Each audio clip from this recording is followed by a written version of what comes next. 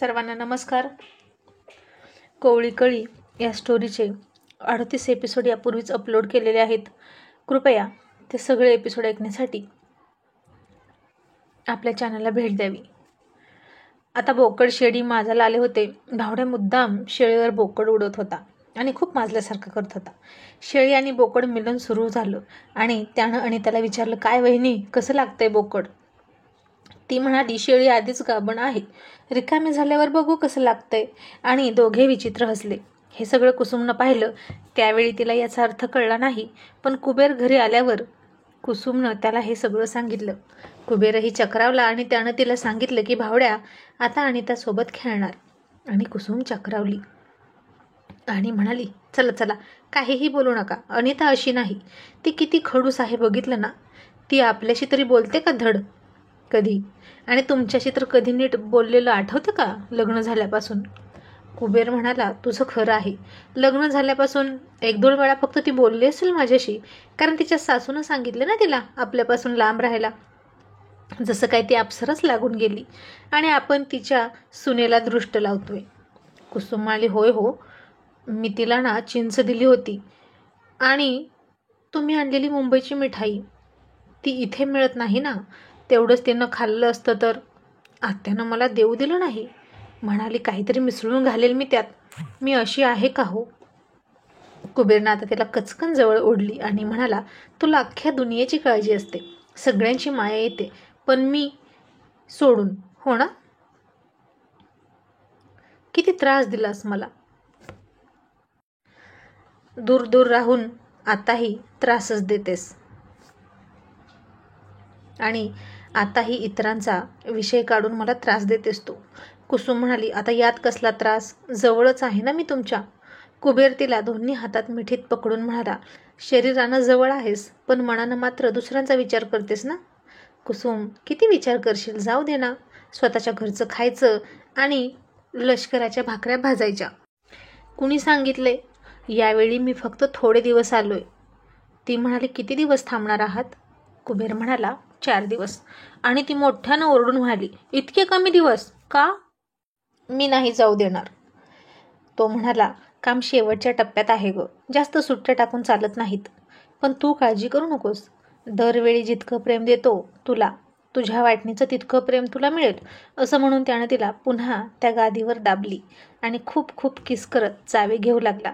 तशी कुसुम खूप शहारली आणि त्याला प्रतिसाद देऊ लागली. दोघेही तृप्त झाले आणि पुन्हा तिनं विषय काढला आणि म्हणाली, होय हो, अनिता खरंच तसली असेल का हो? म्हणजे ती पुरुषासोबत बोलत नाही, उगीच हसून खेळून. अहो, साधी माझ्यासोबत किंवा पिंटीताईसोबत सुद्धा हसली नाही कधी ती.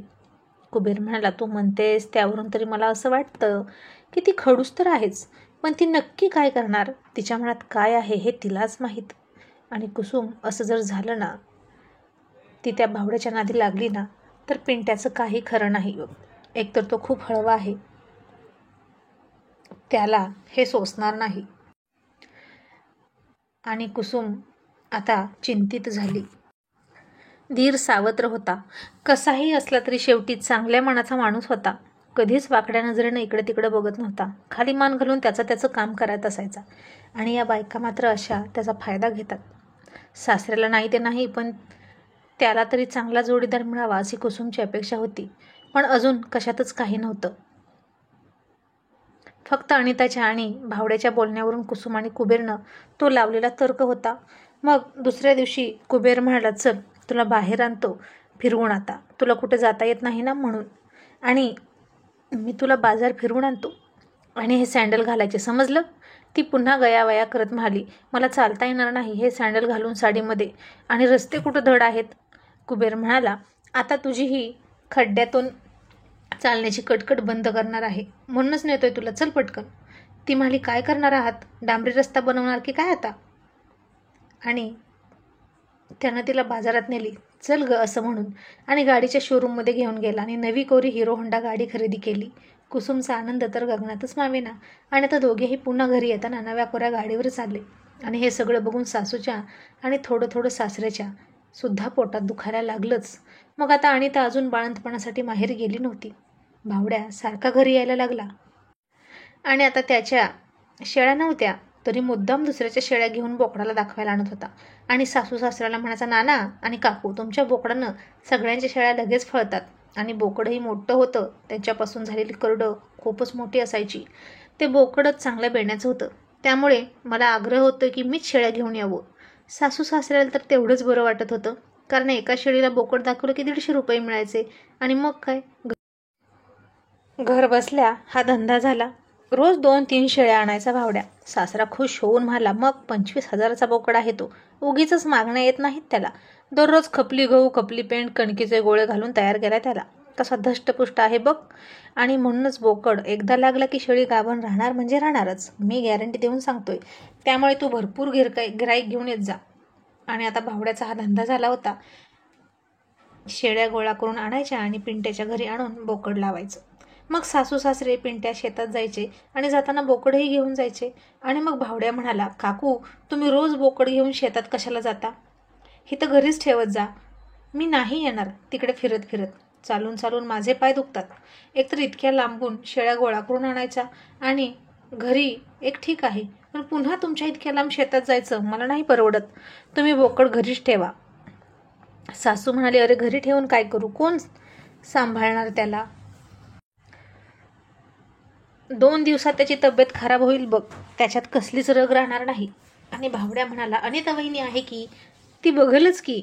आणि किती बोकडं लागली, किती शेळ्यांना बोकड लागलं हे सांगेल तुम्हाला. आणि त्याचे पैसे तुमच्या हातात मिळतील.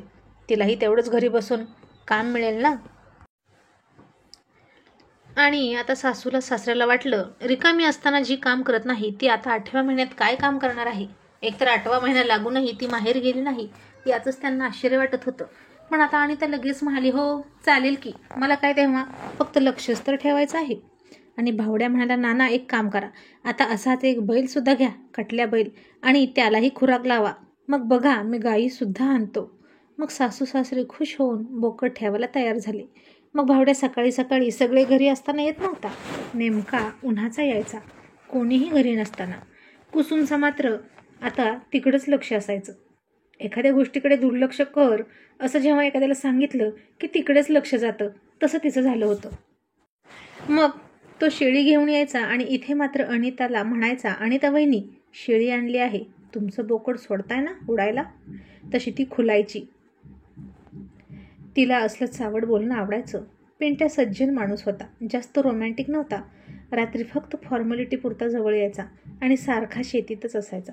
आणि ही मात्र दिवसभर TV पाहून पाहून शेलकं खाऊन मस्तावल्यासारखं करायची. थोडी शिकलेली होती, परपुरुषासमोर नखरे कसे करायचे हे तिला माहीत होतं. दोघेही खूप हसायचे. कुसुम हे सगळं पाहायची आणि विचार करायची की असं तर ती पिंट्यासोबतही कधी हसली नव्हती. सासू सासरे घरी असले की तिचं रूप वेगळं असायचं आणि ते शेतात गेले की तिचं दुसरं रूप दिसायचं. आणि आता तिला कंटाळा येत नव्हता उठायचा, किंवा ती अशी म्हणत नव्हती की मी का बोकडाचं काम करू. मग बोकड लागेपर्यंत अंगणातच ते दोघं गप्पा मारायचे. काम झाल्यावर तो तिच्या हातात पैसे ठेवायचा. पहिल्यांदा अनिता म्हणाली, भाऊजी हे कशाला? अहो पैसे तुम्ही आत्याला आणि मामाला द्या. तो म्हणाला, हो हे तुमचे पैसे आहेत. नाना आणि काकू कंजूस आहेत, तुम्हाला काहीच देणार नाहीत, मला माहीत आहे. आणि पिंट्याच्या हातात काही नाही, त्यांचे 150 रुपये त्यांना मिळतील, पण हे तुमचे वेगळे पैसे आहेत, जो तुम्ही मला वेळ देताय त्याचे, असं तो कोड्यात बोलायचा. अनिताला सुद्धा हातात पैसा मिळत नव्हता, त्यामुळे तिला आता हे पैसे मिळवण्याचं साधन झालं होतं. मग तो जाताना अनिता त्याला म्हणायची, भाऊजी पुन्हा केव्हा येणार शेळी घेऊन?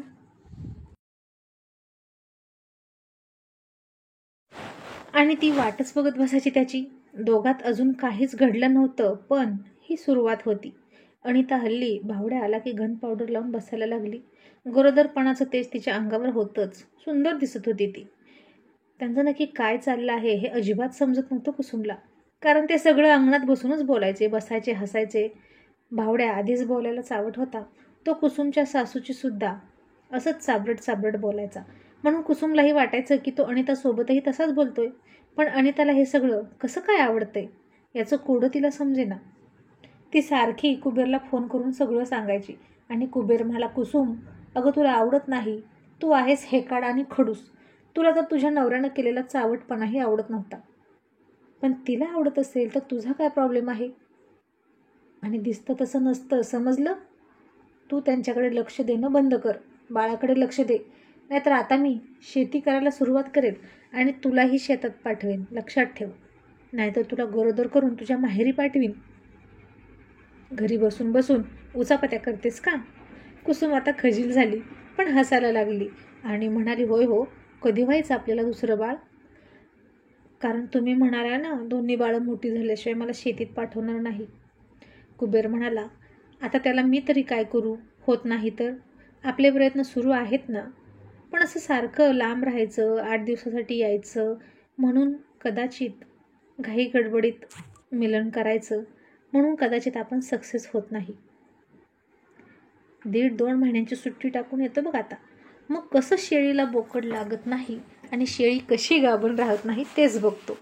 आणि आता कुसुम खूप हसली आणि म्हणाली, शी घाणेरडे कुठले, असलं बोलायचं नाही हा मला. कुबेर म्हणाला आणि खूप हसला आणि म्हणाला, म्हणजे आता तुला समजायला लागले ना हे? ती हसून म्हणाली, तुम्हीच सांगितलं की त्याचा अर्थ. कुबेर म्हणाला, मग मी नवरा आहे ना तुझा, मी बोललो तर काय हरकत आहे? ती तरीही म्हणाली, अजिबात नाही, असलं बोलायचं नाही. आणि तो म्हणाला, ऐक, तिकडे अजिबात लक्ष देऊ नकोस. अशा गोष्टींचा जास्त विचार केला की त्यांची सवय लागते, समजलं? त्याचं बोलणं खरं होतं, म्हणून कुसुमनं दुर्लक्ष करायचं ठरवलं. आणि तिला कितीही ते दिसलं तरी आपल्यावर कोण विश्वास ठेवणार, म्हणून आपण तरी कशाला त्यात पडा. नाहीतर तिची सासू पुन्हा कुसुमलाच बोलणार होती आणि अनिताची बाजू घेणार होती. मग आता अनिता गेली बाळंतपणासाठी. भावड्या बोकडाकडे शेळ्या घेऊन यायचाही बंद झाला. मग एक दिवशी सकाळी सकाळी तिची सासू तिच्या दुसऱ्या एका मैत्रिणीला सांगत होती, अनिताचे दिवस आता भरले आहेत बघ, पोरगी 9 महिने होऊन गेले तरी माहेरी गेली नाही. मी तिला इतकी चांगली सांभाळतच होते, काही कमी पडू दिलं नाही बघ तिला. तिला तिच्या आईबापाचीही आठवण आली नाही, इतकी तिला गुटगुटीत सांभाळली मी. नाहीतर कुबेरची बायको गरोदर राहिली आणि जी तिकडे गेली माहेरात, ती 6 महिन्याचं पोरगं झाल्यावर परत आली.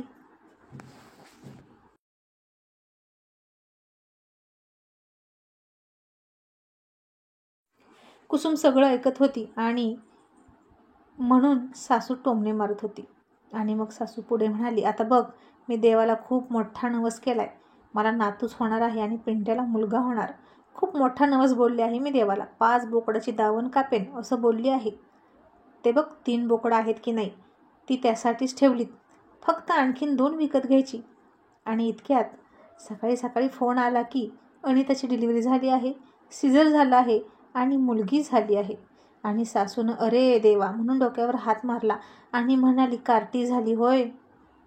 मग ती सासूची मैत्रीण अजून तिथून हलून सुद्धा गेली नव्हती आणि ती म्हणाली, वाचली ग तुझी 5 बोकडं. आणि सासरा म्हणाला, आता उद्याच ही बोकडं नेऊन विकून टाकतो. कुसुमला तर फार मुलींची आवड होती आणि तिला कोणी सांगितलं नव्हतं तरीही ती म्हणाली, आत्या मुलगी झाली होय आणि त्याला किती छान झालं, मला तर पोरी खूप आवडतात. सासू पुन्हा तिच्यावर खेकसली आणि म्हणाली, गतकाळे, तुला मुलगा झाला आणि माझ्या सुनेला मुलगी झाली म्हणून हसतेस होय ग? इतक्याच तुला पोरी आवडतात तर तुझ्या घरी माळ लागू दे की पोरींची. बहुतेक माझ्या सुनेला मुलगी व्हावी म्हणून तू आणि तुझ्या आईनं नवस केला असेल.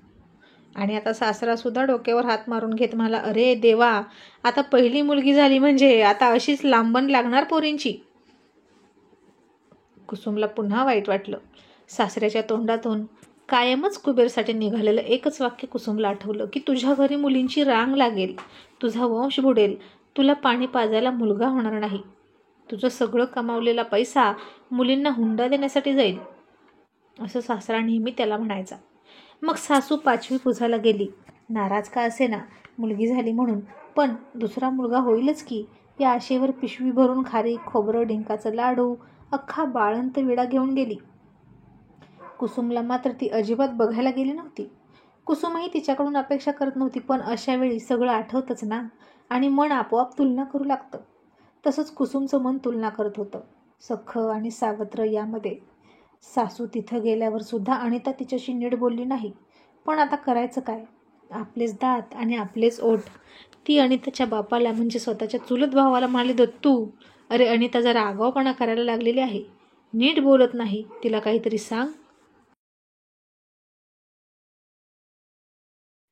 आणि अनिताचा वडील म्हणाला, अक्का, अगं भाऊभाऊकीमध्ये अशाच मुली टिकतात ज्या खमक्या राहतात.